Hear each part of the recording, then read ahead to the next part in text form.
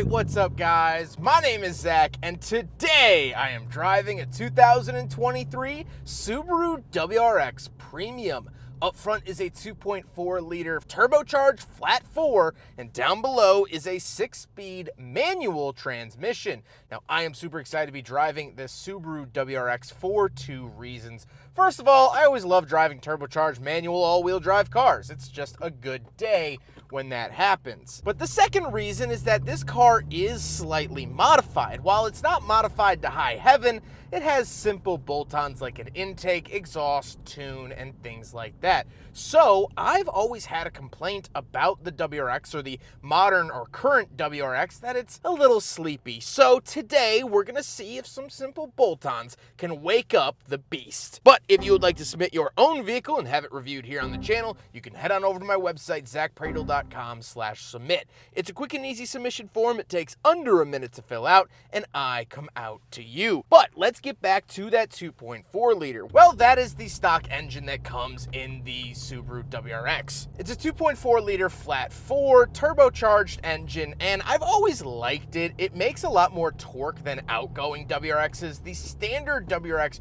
used to get a 2.0 liter, but they since upped it, and I really like that. However, as I mentioned, this does have a Process West charge pipe, ETS cold air intake, nameless 5-inch mufflers with 4-inch stainless tips, and of course, it wouldn't be a modified Subaru if it didn't have a Cobb access port with a stage 1 tune. We also do have a JDM STI pitch stop, Cobb shifter stop, and an OEM short throw shifter.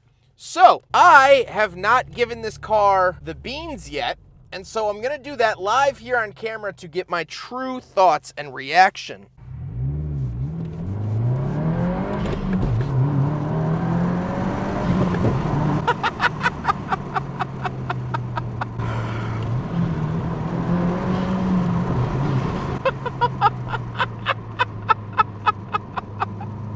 Oh boy!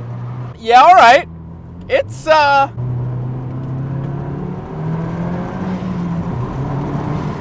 it's pretty woken up.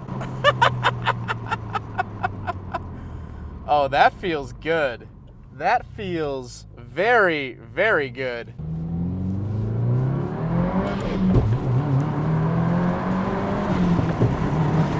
Woo! Okay. All right. It doesn't change the dynamics of the car. This is still very Subaru WRX.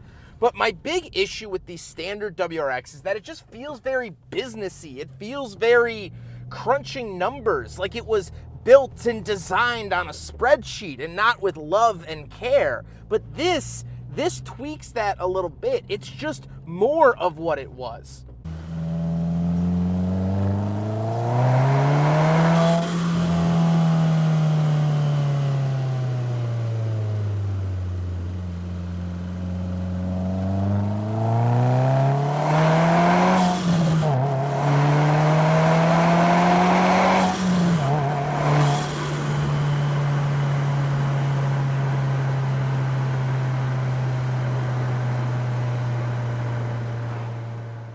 And in a sense, yes, it does wake it up. To sum up this car in a phrase, it would be, whew, it's good to be back.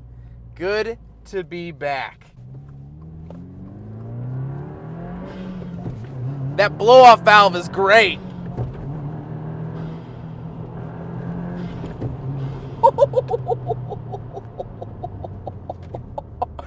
Oh, man. This is what the car needed, and this is what the car should do off the showroom floor, but Subaru won't do it. That's what I was missing. That's it. Just, the standard WRX is so close. It was teetering on the edge of being a really great car. It just needed that little nudge, and this is the nudge it needed. Just a little bit of extra sound, a little bit more intake noise, a little bit more flair, a little bit more, I'm here. Because the standard WRX is like, I'm here, you know? No, this is full bore, man. This doesn't hold back. And it's not crazy. You can go crazier. You can go off your rocker. this is still relatively conservative, but it smiles as it shakes your hand. It doesn't whimper away. That's the difference. That's the beautiful, beautiful difference. Well, how does it feel to drive the WRX with a Stage 1? Really, the biggest thing, that shifter being tightened up is a big game changer as well. If you're looking for simple modifications for your WRX, I would highly recommend doing that. It just makes everything feel a little bit more satisfying. It has a little bit more oomph behind it. And again, that's something that I was looking for with this generation. Visibility is fine. This car does have aftermarket tints as well, so that does hurt it, but that's only this particular car. And the ride quality is untouched, so same as it was. With that stuff out of the way, let's talk about the interior. Well, in front of me, I have 4 gauges. Off to the left is my tachometer and coolant temperature, and off to the right is my speedometer and fuel. And I do get a digital screen in the center. Right now, I have it showing my boost pressure. On the steering wheel, on the left, we have our volume, skip track, source, phone options, and information. And off to the right, I have my cruise control. To the left, we do have that cob access port. If you don't know what a cob access port is, basically, it's a little device you plug into your car, and it allows you to change a couple of things that the manufacturer normally wouldn't let you change. And it also is really nice for when you're driving. It will give you like different statistics and numbers and things you might want to look at, sometimes intake temperatures or boost pressure, AFR, things like that. You can read through one of these. So if you're new to Subaru and you've never heard of this, this is a very, very common modification that a lot of people do. Down below that, we do have a climate control vent, trunk release, gauge dimmer switch, and the traction control off button, which if you hold, will put it into track mode. On the door, we have the latch to get in and out, power mirrors, power locks, and power windows. And moving into the center, we get the big infotainment system.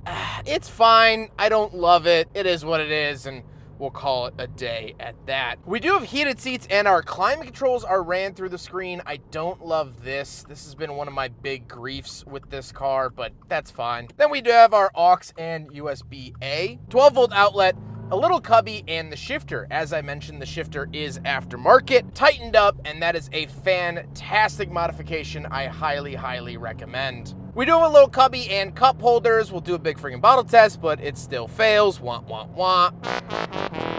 And I am being tailgated by a CX-90. Not anymore.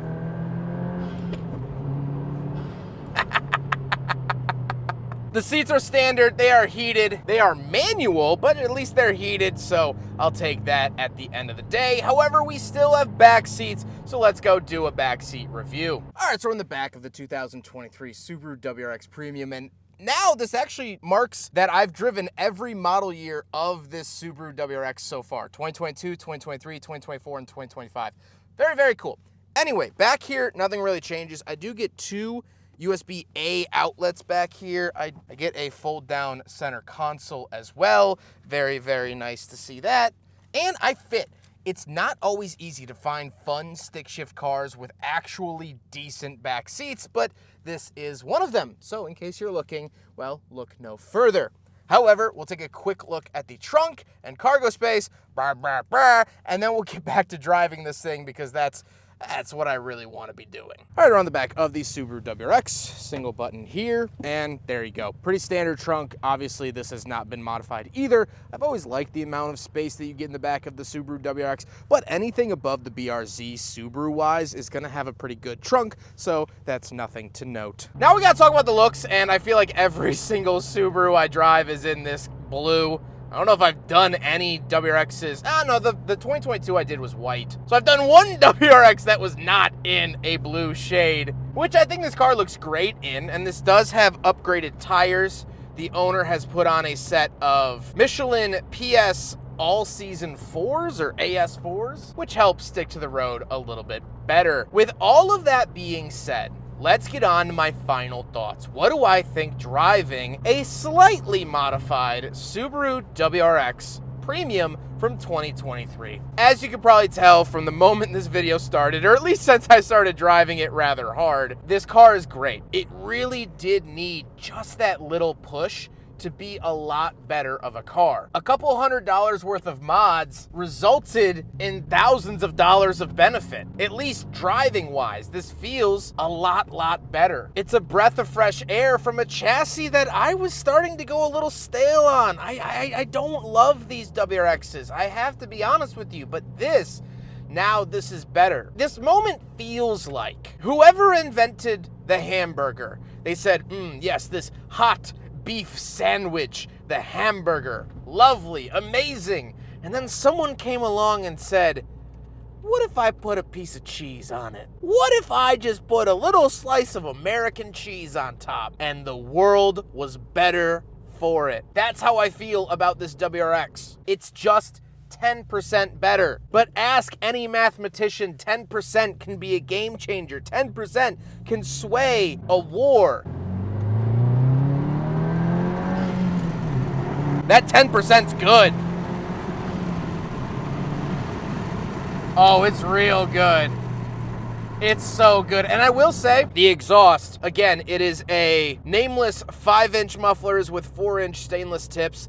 It adds a little bit of noise, but it's not grotesque. It's not shattering my eardrums. I don't need to go see a doctor after driving on the highway for 10 minutes like you do with some other Subaru exhausts. That's the cherry on top. This car isn't overstated. It's not overdone. It's not scary to drive. It's not too much. It's just right.